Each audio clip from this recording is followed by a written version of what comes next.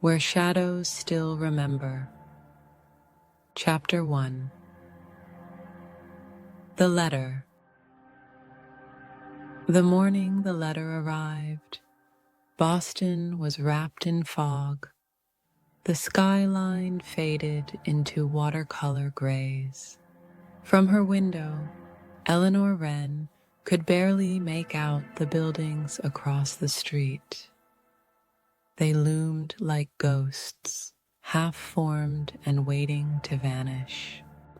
The city was quieter than usual, as if the world were holding its breath. She almost didn't see the envelope on the doormat. It lay among grocery flyers and a power bill, yet it didn't belong to the same world as either. The paper was thick, cream-colored, the edges faintly rough under her fingers. The seal, dark red wax stamped with a raven mid-flight, seemed to pulse faintly in the dim light. She knew that crest. It was etched into the gates of Blackthorn Hall. Her breath caught. In the kitchen, the sound of butter hissing on the pan drifted to her, along with Michael's voice. Was that the mail? Something like that, she said, though the words felt wrong. She broke the seal. The paper inside was heavier than it needed to be, the handwriting precise and sharp, each curve and line deliberate. You are hereby requested to attend the reading of the last will and testament of Margaret Blackthorn. The gathering will take place at Blackthorn Hall on the 15th of October at 7 in the evening. Attendance is mandatory. The word pressed against her ribs. Michael appeared in the doorway, spatula in hand, his easy smile faltering as his eyes caught the crest at the top of the page. Blackthorn Hall, he murmured. It's been a long time. 12 years, she said. She didn't add, 12 years since my father disappeared. She didn't have to. Michael knew. He came closer, his free hand resting over hers. His skin was warm, hers was cold. You don't have to go. Yes, she whispered, her eyes never leaving the letter. I do. Chapter 2. The road back. The drive north was long enough for doubt to creep in. October had painted the trees in blood and gold, and the air through the half-open window carried the sharp scent of salt water. The Atlantic stretched out to the east, restless and endless, its waves white-tipped with fury. Michael drove in thoughtful silence, glancing at her now and then, his hand steady on the wheel. There had been a time when she found comfort in his silence, when it meant shared understanding. Now she wasn't so sure. You've been quiet, he said finally. I'm thinking about her, about all of them. He didn't push. When the iron gates came into view, her breath hitched. They rose from the mist like the opening line of a nightmare, the raven crest glinting faintly above the arch. The gate swung open with a groan that seemed almost human. Blackthorn Hall stood at the end of the long gravel drive, its stone walls streaked with age, its gabled roofs hunched like shoulders against the cold wind. Ivy crawled up the facade, twisting over the windows like veins. The place smelled of damp stone, salt, and the faint tang of something metallic. Old rust, maybe, or blood. Chapter 3. The gathering. The drawing room was as she remembered. Dark wood, heavy curtains, a fireplace carved with curling vines and thorns. The air inside was still, but not empty, as if it carried the weight of every conversation, every argument, every whispered secret ever spoken here. They were already waiting. Julian Blackthorne stood near the window, the light catching the sharp edges of his face. He smiled, but it didn't reach his eyes. "Eleanor," he said smoothly, "I was beginning to wonder if you'd show."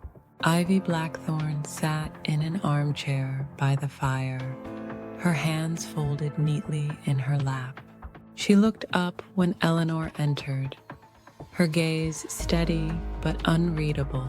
Cecilia Crane, the family lawyer, stood near the mantel, her gray suit immaculate, her eyes sharp as glass. And Daniel Hale, the caretaker, loomed near the door. Broad-shouldered, his lined face giving away nothing. Michael's hand rested lightly at Eleanor's back as they crossed the room. She was acutely aware of it. The pressure, the warmth, the familiarity that felt suddenly precarious. The will was played from a recording. Margaret's voice, even in death, was cold and precise. The hall and its holdings will pass to the heir who uncovers the truth about what happened on the night of October 14th, 12 years ago. The date thudded in Eleanor's chest. October 14th, the night her father vanished. The room seemed to shrink. Julian smiled faintly. Well, that should make for an interesting week.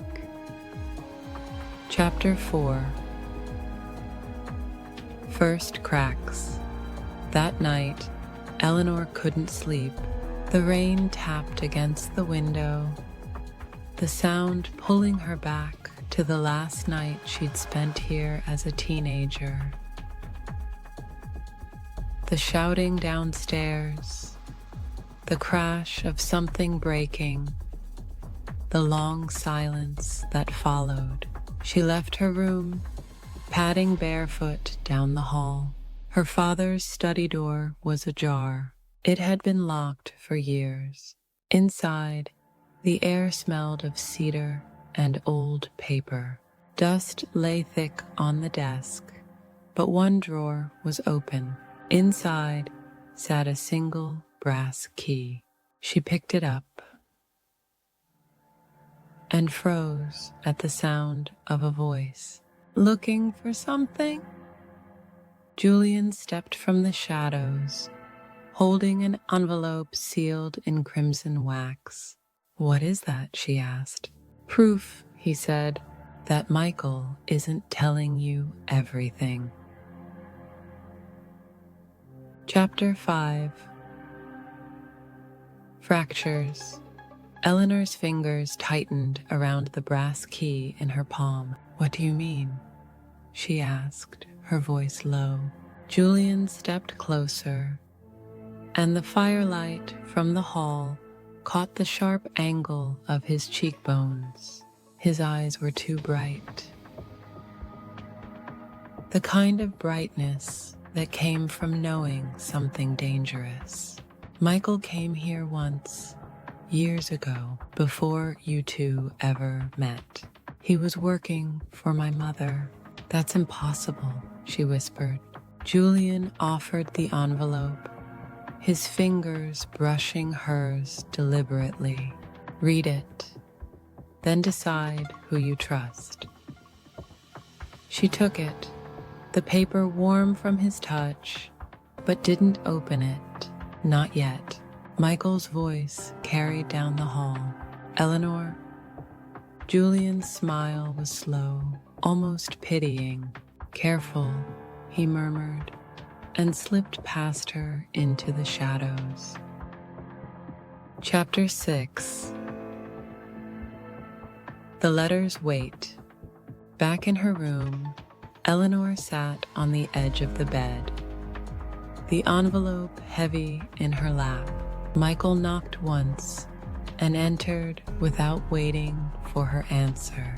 "You shouldn't wander this place at night," he said softly.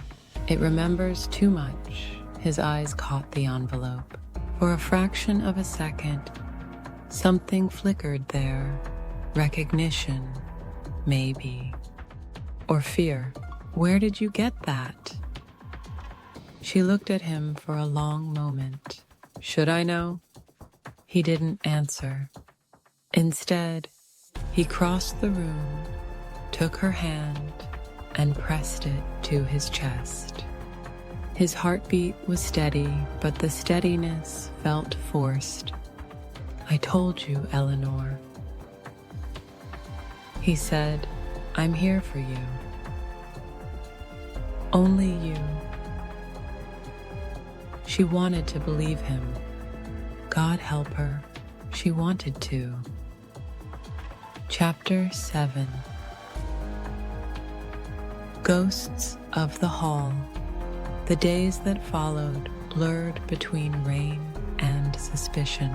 The hall creaked and whispered at night, the wind rattling the glass like impatient fingers. Eleanor roamed the corridors, the brass key in her pocket, opening forgotten rooms. In one, she found a portrait of her father. Half finished, the paint cracked, the eyes strangely lifelike. A raven perched in the corner of the canvas. In another, she found Julian by the piano, playing something low and mournful.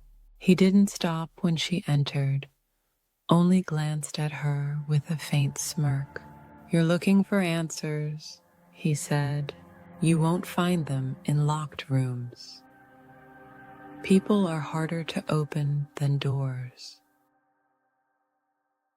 "And you?"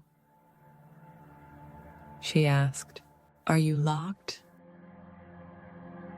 He let the final note fade before answering. "Completely." Chapter 8. The night of truth. The storm came without warning, rattling the windows until the hall seemed to shiver. That night, Eleanor took the brass key and followed the narrow servants' corridor down to the cellar. At the far wall, she found a locked chest. The key fit perfectly. Inside lay a bundle of letters tied with black ribbon, each addressed to Margaret Blackthorne. From Michael. The dates stretched back 13 years. Her chest tightened. He had known her family before she ever met him. She didn't hear him approach until his voice came from behind her. "You weren't supposed to see those." Chapter 9. Confession. Michael stepped into the lantern light, rain dripping from his hair. "I came here as a contractor," he said. "Your mother, Margaret,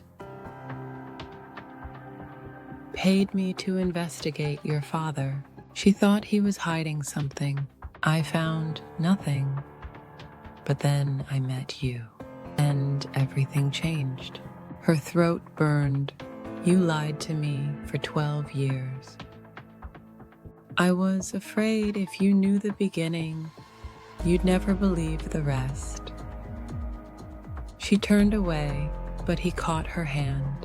His touch was desperate, almost breaking. Eleanor, I didn't betray you, not where it mattered. Tears blurred the edges of the lantern light, but you betrayed the truth. Chapter 10. The fire. The next night, the hall itself seemed restless. The wind roaring through the chimneys. Eleanor found Julian in the library, staring at a document spread across the desk. Margaret's will wasn't about money, he said. It was about control. She wanted us tearing each other apart so none of us would notice what she left behind. And what's that? The truth, Julian said simply.